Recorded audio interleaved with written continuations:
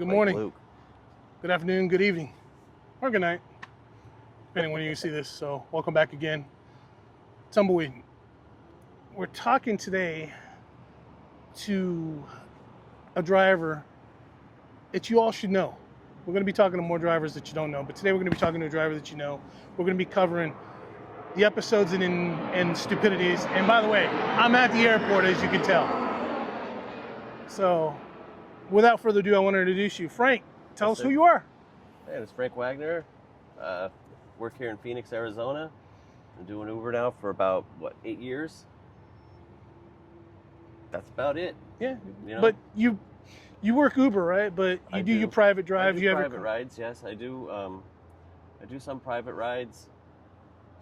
Not as many as I'd like, but mostly I'm on the Uber platform and Lyft as well. Not as much with Lyft. Let's take a look at your car. Let's go look at my car. Let's go take a look at the vehicle. I want to introduce you to the vehicles that they use. Every one of us is using too, by the way, just so that you get a better idea. So, in talking with you and me,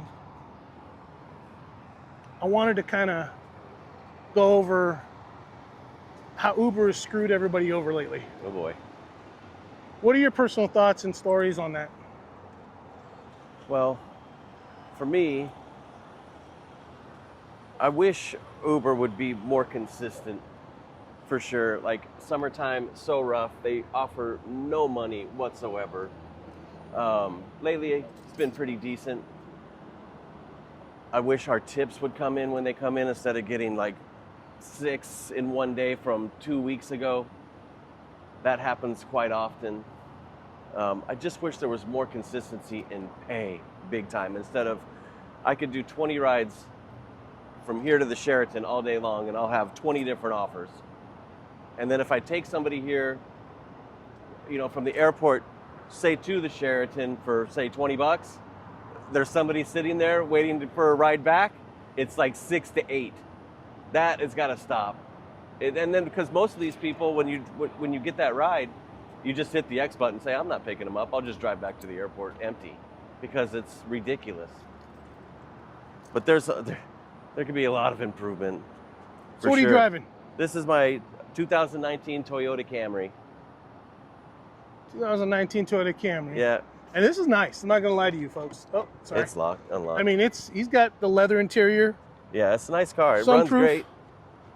Tinted everything. windows, which you got to have here in Phoenix. Yeah, he's got water, refreshments for all you. So it's not like in Frank's case, it's not like he's driving one of these garbage cars. He drives a nice car. He takes care of his vehicle. Yeah. Sure. In fact, you just replaced the transmission. Yeah, I did, yeah. You know? Yeah. So I've replaced pretty much about everything that needs to be replaced in this car. So it's not like you're not your run-of-the-mill, as some people like to say, oh, the Uber driver. When you run Uber, you're running it at a quality, at a level. Yes. Okay. I try.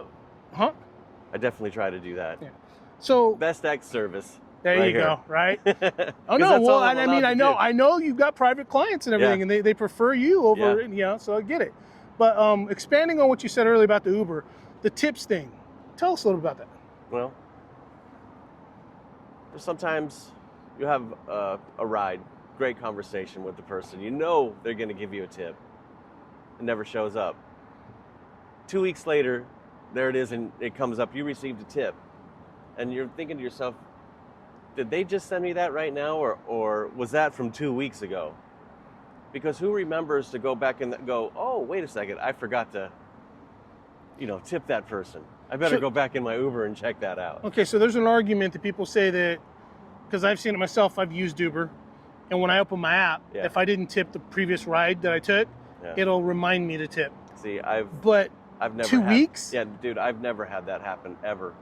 And, I'll take Ubers quite often, especially if I have to leave this at the dealer for any amount of time. But when the ride's over, I never get... They don't do a reminder? No reminders whatsoever. I've never had that before. Now, if you forget, or if you say you're short on funds or whatever, and you go back 2 weeks later, I guess that's a possibility, but it's got to be pretty rare. Yeah, no, I get you. It doesn't make any sense to me. It's like you go out to dinner, you don't tip the waitress, and you're going to come back 2 weeks later and give her a tip? No. No, Yeah. of course not. What are some of the other things that you've had, your other grievances you've had with Uber and how they've treated you, either with the handling of your account? The main thing is obviously, it's just the inconsistency of pay is the main thing. Because here, I mean, in Phoenix, we're busy all the time. It's my app, it doesn't stop. And we could get a ride to the same damn place, and they'd be two completely different. Because you know how we get trip radars all the time. Yeah. And so I tried to. I'll explain a little more to them, but I have talked about it. You saw it in the other video. Well, yeah, the trip radar.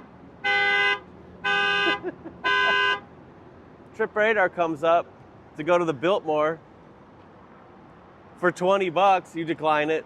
Next thing you know, the next trip radar comes in the same ride for $18, and it's 2 seconds apart. So it's the inconsistency of pay that drives me insane. That's the main thing. And I believe that's driven. I touched on it in one of the videos, talking to how I felt that it was the race to the bottom, as I describe it. Oh, 100%. And that they're utilizing, their algorithm is utilizing the trip radar to, like what was it, about a month or two ago, when we were all standing here and everybody got that one ride. And just for fun, we all flipped on our X, and you got the ride. And it was funny that every single one of us got a different amount offered. All the time. 4 of us, and we got different amounts offered. Well, you know, and like, we got a buddy over here, Luke. He has a black ride, but he'll turn on comfort sometimes. And I will get more in an X ride than he will in a comfort ride, which makes no sense. It just makes no sense. The whole thing makes no sense. Yeah. So, and when it's good, I will say. But I mean, a lot of times, you know, say when I turn on my app at my house and I'm coming to the airport, everything I get is $5 or less. Lyft will give you offers for $2.50. It's like, come on, man, really? I leave that on with passengers in the car too, so they can see that, and they just start laughing. I'm like, no, come on. Like, yeah, these things. Take a Waymo for $2.50. And you know what? There's a Waymo right there. Let's walk over and take a look at these. Let's have a conversation. Oh boy. How do you feel personally? I think, honestly, these things are a safety hazard inside the airport for sure. Why the airport didn't give them their own spot is beyond me. So when it gets busy in there, they have one place that they're going to go to. And if they can't make it in there, they're dropping you off in the middle of the road.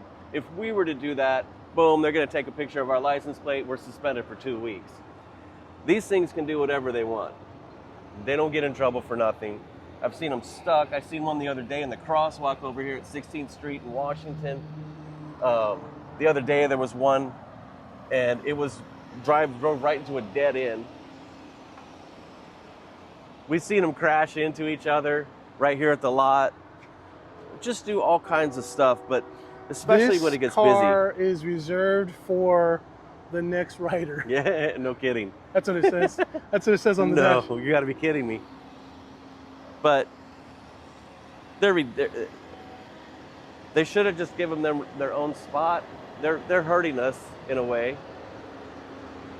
So what has been your personal, like, have you heard from your clients or just general Uber riders? What are they saying about these autonomous drive vehicles? Well, I mean, obviously they all see them and they get kind of excited when they see them. They think it's pretty cool because they've never seen anything like this before, or they hear about them. A lot of people tell me they don't want nothing to do with them, and then Uber kind of forces them on you. Say, we've upgraded your ride. Oh, okay, so that's what I was about to ask you. Yeah. So how does that happen? It just says, we've upgraded your ride. Looks like there's no drivers around. How about a Waymo? And next thing you know, they got a Waymo coming to pick them up, and they didn't ask for it. And I've had people tell me, especially older folks, they don't want nothing to do with these things, you know. And I've picked up a lady She was supposed to be coming here to the airport, and instead it dropped her off at a CVS over at Central and McDowell, which is about, what, 6 miles away from here? Yeah. 10 o'clock at night. Yeah, that's at 7th and McDowell, right? Central and McDowell. Central. Oh, Central and McDowell, the Yeah. one right there on the corner by the light rail. Yes, right across the street. Oh, Jesus. And so this lady, she was an elderly lady too, like in her 70s. Her daughter had ordered her a Waymo because she thought it'd be safer for her to get to the airport. But it dropped her off at the CVS at like 10 at night. And that's not really a place you want to be at 10 at night if you're like in your 70s, because there's homeless people everywhere over there. And then you can't just say, hey, I need to go here. No. You need to get out of the car and they'll send you another one. So is it your feeling that Uber is pushing these on the riders, like you stated? Oh, yeah. They're really pushing these on the riders? Yes. Rather than offering the opportunity to have a live driver? Yes, absolutely. And you can tell when you go in there, they're everywhere in there. Yeah. I mean, we see them all over town, yeah. at least out here in the Phoenix Valley. You know, they're free to operate in Central Phoenix, North Phoenix, and the East Valley. Yeah. The West Valley residents and the cities out there, well, they cannot obtain permits. The cities, the city councils, everybody out there, the people, the residents have rallied against it. Yeah. And, you know, people, that's one thing about politicians is, you know, because that's what city council members are, they're politicians. Sure. They're not going to go against and lose their position. No. So, yeah, that's another thing too, is say like, when they're not offering money and they're offering people these Waymo cars, say like if you do need to go to the west side out by the Cardinal Stadium, and they're going to offer you $10.50 to go out there. Well, now, do these operate in the Glendale, Westgate? That's right. Yeah. They go to JW, Desert Ridge. They'll go out there. North Phoenix. But people will jump in them and they don't realize that it can't get on the freeway. So they got to go down 44th Street.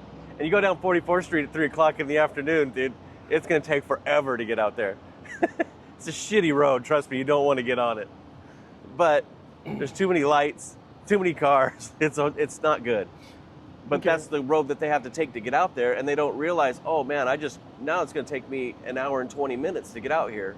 Instead of just jumping right here on the freeway, boom, and headed over to JW. It doesn't take long at all. 51 is the smoothest freeway in the whole valley. Never really any issues on it. You get where you need to go pretty quickly. But So you're in the thought of mind, and with that group of people that believe, including myself, I've actually done some research and I've seen it. Now, I don't know, tell me if you feel this way. My research has proven that and shown that people will request a ride from an Uber, and they'll request an X or a Comfort, in fact. Oh, sure. And then Uber would push a Waymo on them. Oh, yeah. And it actually ends up costing the rider more for a Waymo than it does the human driver. Oh my God, look at this thing just stopped right there in the middle. There was one the other day. It just pulled over and stopped right there. There was one the other day. If you look over here when you come in. Here it comes. When you come in, there's like a little open spot over there. It turned in there.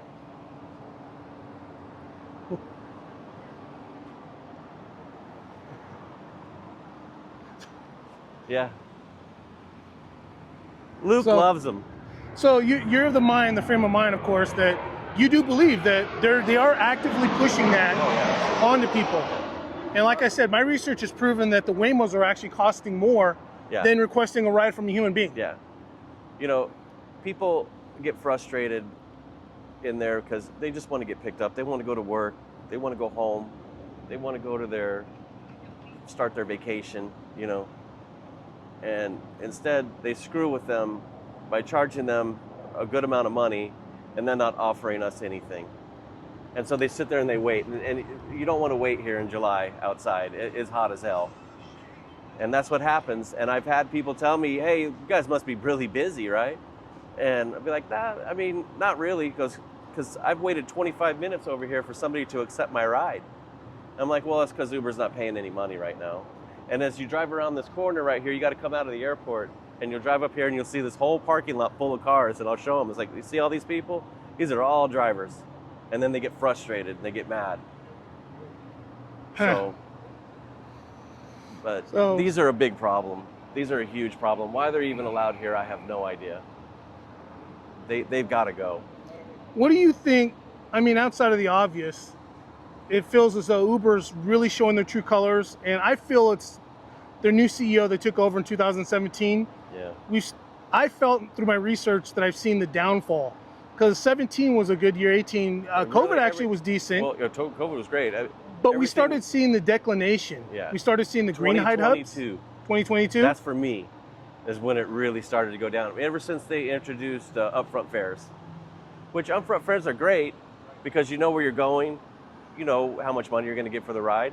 But boy, the rides just, I mean, some of them you look at it, this is just completely ridiculous. So it's funny you mentioned that. So here's a question for you. So upfront fares. Yeah. Do you ever see an upfront fare, and then at the end of the ride, the fare is changed? Yes, quite often. And there's nothing you can do about it. And it's never, sometimes it'll go up, but and sometimes it goes down. And when it goes down, it just says, even though you took the same route, whatever, or say you go to Terminal 3 in here, there's a dot, like the drop-off spot. If you just go to that front door and that's the open spot where you have to drop people off, go to drop them off, they'll pay you less because you didn't drive the extra 500 feet up there. That happens quite often. And it's like, come on, I'm dropping them off at Terminal 3. This is where I have to go into. So it's really, really petty. Yes, it's petty. And sometimes, like right here, especially to go downtown, you can go up Washington, or you can take the 10 to 3rd Street. Sometimes, most of the time, it's much faster to go on the 10, and you'll get paid more. Yeah, and it's faster. Which 9 times out of 10, the rider's going to want. Of course. They prefer to be there faster. And of course, if you can jump on the freeway to go to 3rd Street, it takes 10 minutes. If the traffic's not really bad. If it's bad, then you go up Washington. Any time in the afternoon is bad. It is. Like right now, I'm sure it'll start to be building up right now. And so, but you can go right up Washington and be there shortly as well. But they always pay a little extra if you go up, the 10. And same with going to Paradise Valley. If you take the 51, it's the same distance, but you get paid more if you go up the 51, and it's faster. You don't have to deal with all those stupid lights on 44th Street. True. There's a lot of things that, I mean, it's an algorithm. It runs however it does, but. In closing here, yeah. I mean, it sounds like you're not a fan of where Uber has taken the business to an AI algorithmic. No, I wish it was more consistent. We used to have a rate card, and if you had a $12 surge, it was pretty good. Now it seems like they just lower that base and then add on top of the. I just wish it was more consistent. That's all. Anything you want to tell everybody? If you get in this business, oh my goodness. Ooh, watch out. Here we go. Damn, that thing just jumped. Yeah, that's the thing. You got to watch out. They just bail really fast. So in conclusion, what would you like to tell the riders? What would you like to tell the drivers? Expect to pay out a lot of money. So cherry pick the hell out of your rides. Don't take every ride that comes to you, because you will fail really fast if you do that. You have to cherry pick. Right now my acceptance rate is, 4%. I don't even know what it is on Lyft. But it's up. And so that's what I would say. Cherry pick the right rides for yourself. And that's how you're going to make money at doing this. Understood. That's about it. All right, Frank. Well, thank you for taking the time to do this video. Right, yeah. Once again, folks, if you get any value, if you learn anything at all, get any value from this content, please give us a thumbs up. Thumbs up. Like, share. Remember, it helps the algorithm push this out to everybody. Leave in the comments any questions, concerns, or anything you might have for Frank, and he'll be following that. Until next time, thank you, Frank. All right, thanks, guys. Have a good day.